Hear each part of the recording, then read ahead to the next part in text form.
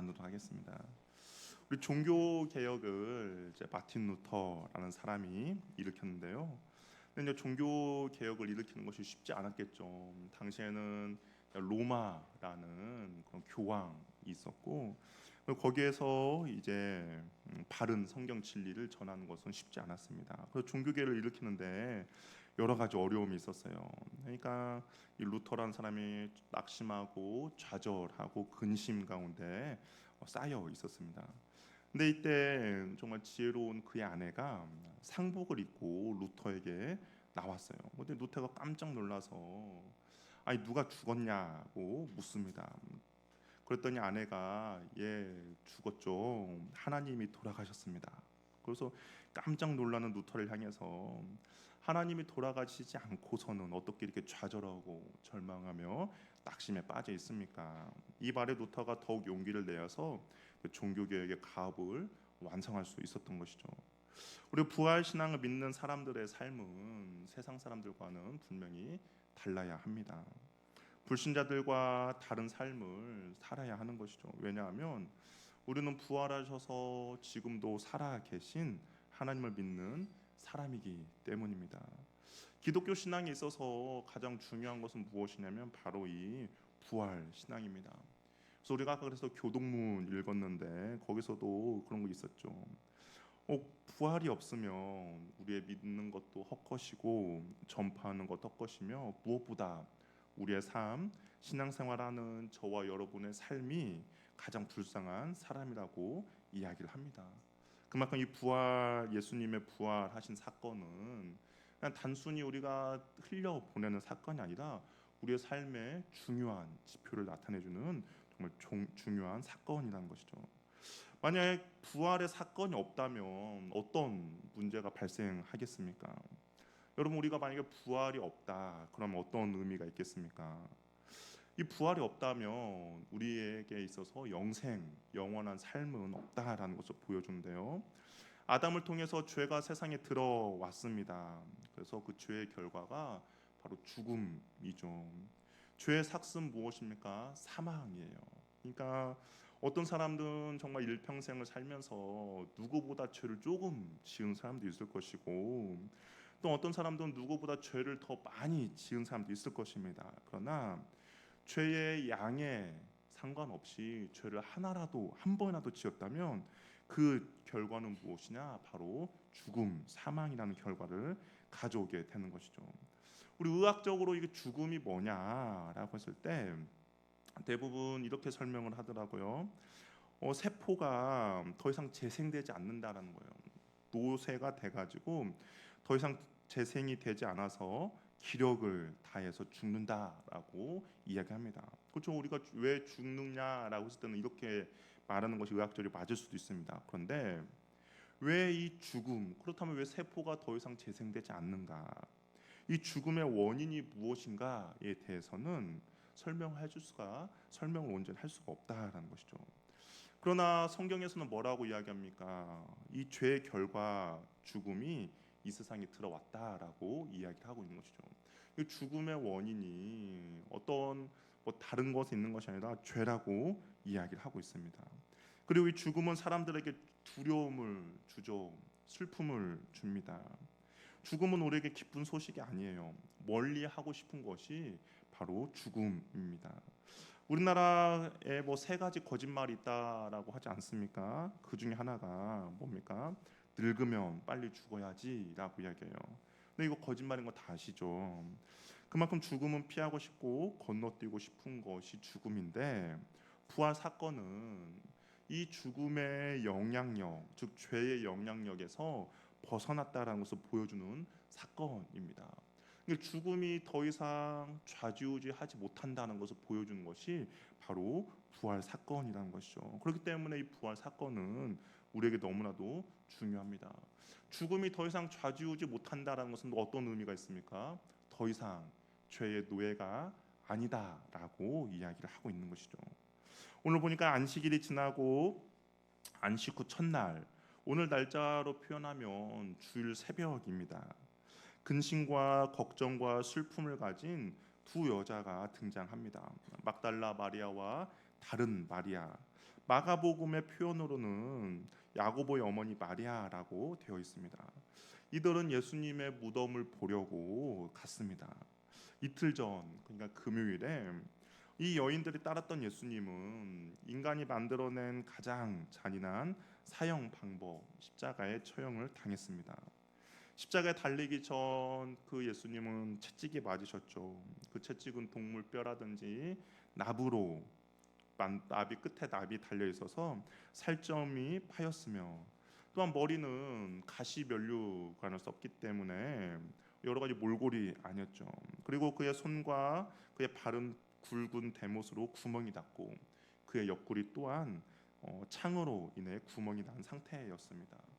모세 율법에 따르면 나무에 달려 죽은 사람은 그날 매장하라고 있었고, 그래서 금요일 해 질 때부터 안식일이 시작하였기 때문에 사람들은 서둘러서 예수님을 장사 지냈죠.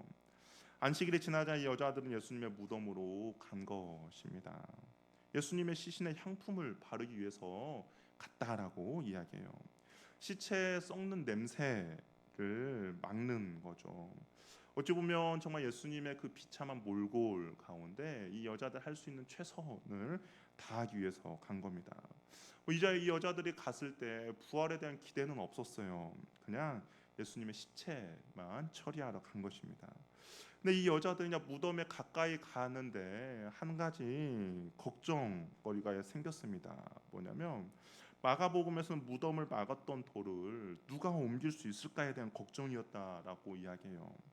당시 이스라엘 사람들의 무덤은 우리의 무덤과 좀 달랐습니다. 우리는 땅에 매립을 하잖아요. 그런데 이스라엘 사람들은 동굴에 이제 시신을 넣는 거예요. 그리고 그 입구를 돌로 막습니다. 그런데 이 돌의 크기가 상당한 크기였어요. 왜냐하면 이 무덤은 다른 무덤과 다른 무덤이었기 때문인 것이죠. 우리 한번 마태복음 27장 62절 66절을 보면, 이제 그 바리새인들과 대제사장이 예수님의 그 부활 사건에서 이야기를 들었어요. 그러니까 다시 살아서 사흘 후에 이제 살아날 것이다라고 이야기했는데, 이들은 무덤을 누가 훔쳐가지 않을까라고 생각을 했습니다. 그래서 경비병과 함께 돌을 임봉하고 무덤을 굳게 지키겠죠. 그리고 그 돌은 정말 상당히 큰 돌을 갖다 놓았습니다. 아무도 시체를 옮기지 못하도록 하기 위한 대제사장과 바리새인들의 계획이었죠. 다른 복음서에서는 이 돌이 심히 크다라고 되어 있습니다. 그러니까 그 시체를 도둑질하지 못하도록 바리새인과 대제사장들이 다른 것보다 훨씬 큰 그런 돌을 갖다 놓은 것이죠. 그러니까 여자들이 예수님의 이제 시체에 향품을 바르러 가면서 이제 걱정을 한 것이죠. 도저히 이 돌을 어떻게 옮길 것인가. 예수님의 부활을 알지 못하는 사람들이 할 수 있는 당연한 근심과 걱정입니다. 자신들이 어떻게 해볼 수 없는 정말 큰 문제인 것이죠. 그런데 이 돌이 어떻게 됐는가? 우리 2절 말씀 우리 한번 같이 읽어보도록 하겠습니다. 2절 한번 읽어볼게요. 시작.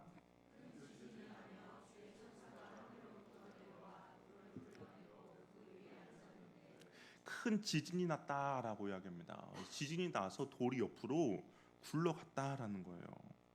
그리고 예수님의 시신은 근데 그곳에 있지 않다라는 겁니다.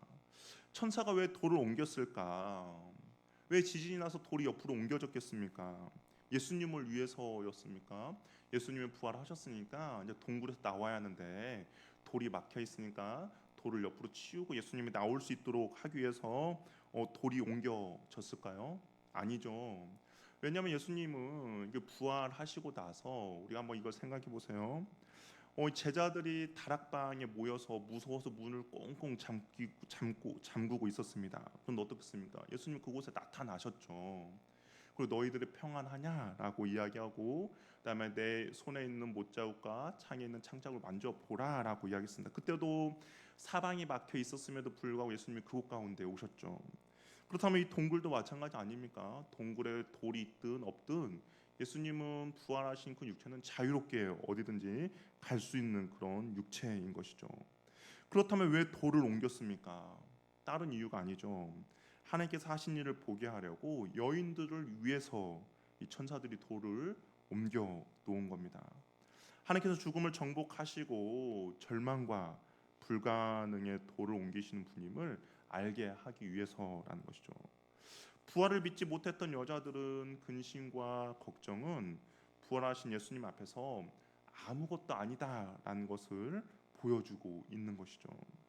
우리의 인생에서도 이 커다란 돌이 우리의 인생을 가로막고 있는 상황이 있을 수도 있습니다.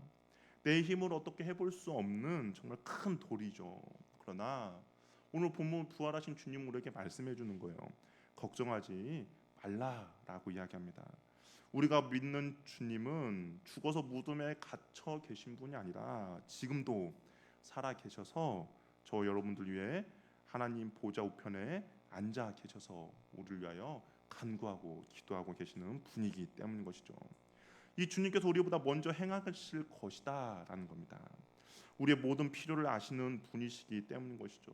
그렇기 때문에 우리의 인생에서 그것이 무엇이든지 간에 정말 아무리 큰 돌이든지 하나님께서는 그 돌을 우리의 인생 가운데서 옮겨 주신다라는 것이죠. 부활하신 주님의 소식은 여자들을 어떻게 바꾸었습니까? 예수님께 가기 전까지만 해도 근심과 걱정과 염려가 있었습니다. 그런데 그 부활하신 주님은 그들을 어떻게 바꾸셨냐? 8절에 보니까 뭐라고 돼 있어요? 기뻐한다라고 있죠. 큰 기쁨으로 바꾸어 주셨습니다. 부활 신앙은 무엇입니까? 우리에게 이렇게 큰 기쁨을 주는 것이죠.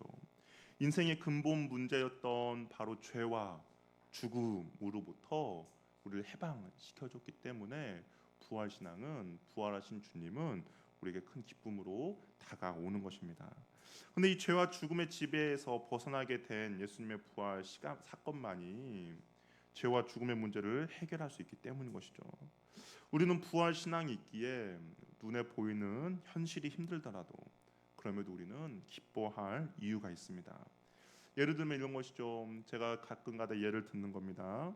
이 부활 신앙을 갖고 있는다는 것은 복권 당첨된 것과 마찬가지입니다. 로또 복권이 당첨이 됐어요. 토요일 저녁에 추첨을 했습니다. 그러면 내가 1등이 당첨이 됐어요. 아직 그런데 돈은 나에게 주어지지 않았습니다. 그럼 이 주일을 살아가고 있는, 그러니까 오늘을 살아가고 있는 것이 우리가 구원받은 자녀의 모습이거든요. 근데 오늘 여러분 기분이 어떻습니까? 어제 복권 당첨된 결과를 알고 오늘로 살아갑니다. 어떨까요? 내가 집에 쌀이 없어서 밥을 먹지 못했어요. 그렇다고 해서 우울하거나 낙심하겠습니까? 아니죠. 내가 조금만 참고 견디고 버티면 내일이 있다라고 생각합니다. 오늘만 지나면 큰 기쁨이 기다리고 있는 것이죠. 우리가 천국 시민권으로서 살아간 우리의 모습이 바로 이런 모습입니다. 아직 우리는 천국에 가지 않았죠. 그러나 천국 시민권을 가지고 있습니다. 이 땅을 살아가는 거예요. 때로는 힘들 날도 있고 때로는 아픈 날도 있고 때로는 근심과 걱정의 날이 있죠. 그러나 그것이 우리의 삶을 좌지우지하지 못한다라는 겁니다. 왜냐? 나는 천국 시민권을 갖고 있고 내일이 되면 천국의 시민권을 온전히 누릴 수 있기 때문인 것이죠. 부활 신앙을 누리며 산다는 것은 바로 그런 겁니다. 무덤을 나온 여자들은 부활하신 예수님을 만나게 돼요. 우리 9절 말씀을 한번 읽어볼까요? 9절 읽어보겠습니다. 시작.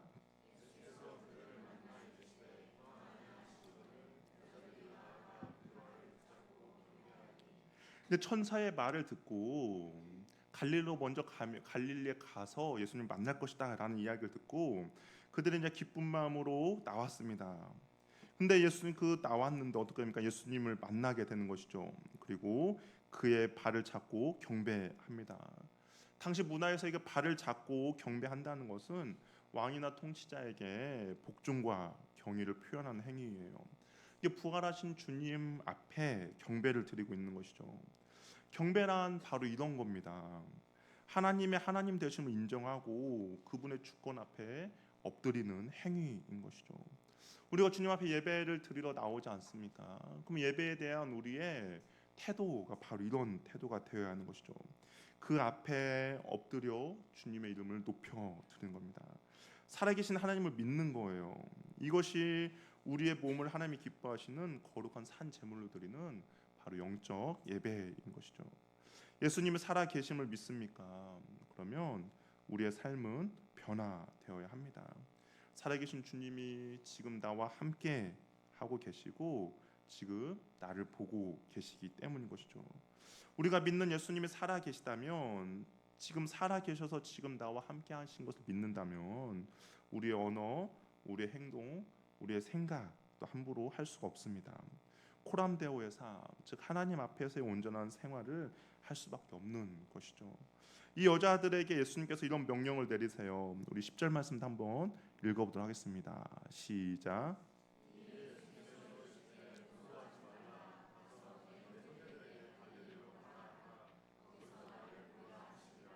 여자들이 처음에 죽은 시체를 처리하기 위해서 이 무덤에 왔죠. 그때는 그 여자들이 할 일은 그냥 시체에 향품을 바르기 위해서였습니다. 그런데 부활하신 예수님을 만나니까 어떻게 돼요? 그들의 목적이 바뀌어 버렸습니다. 그냥 단순히 시체를 처리하기 위해서 갔는데 부활하신 주님으로 인하여서 부활의 증인으로 갈릴리에 갈 것을 명령하는 것이죠. 갈릴리는 변방의 소도시고 소외된 계층이 사는 지역입니다.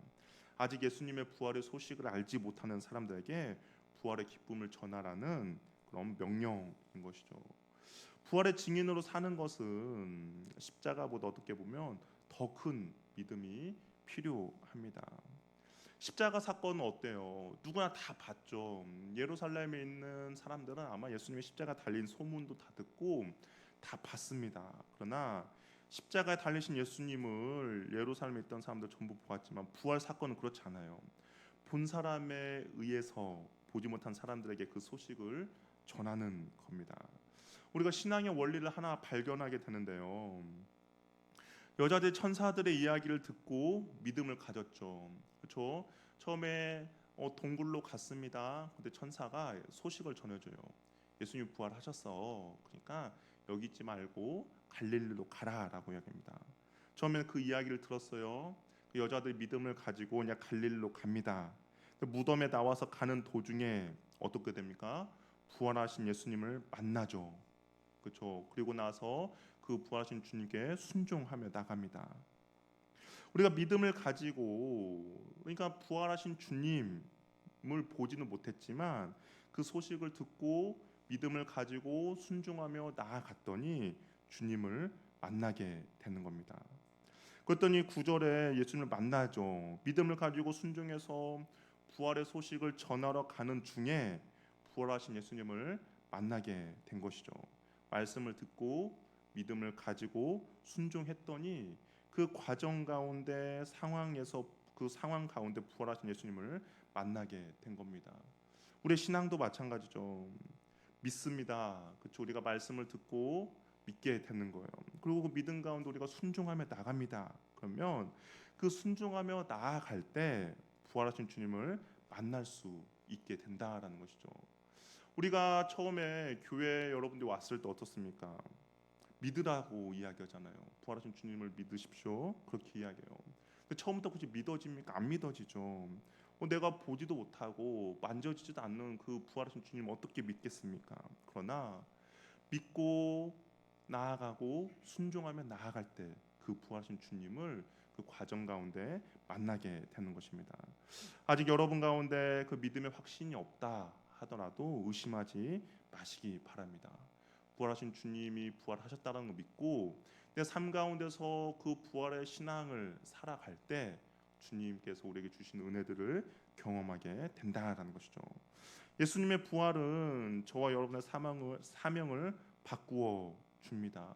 그냥 단순히 시체 처리를 하러 가던 그 여자들이 그들의 사명이 바뀌었죠. 부활의 증인으로 바뀐 것처럼 부활하신 주님은 저와 여러분들에게도 동일한 사명을 허락해 주시는 것이죠.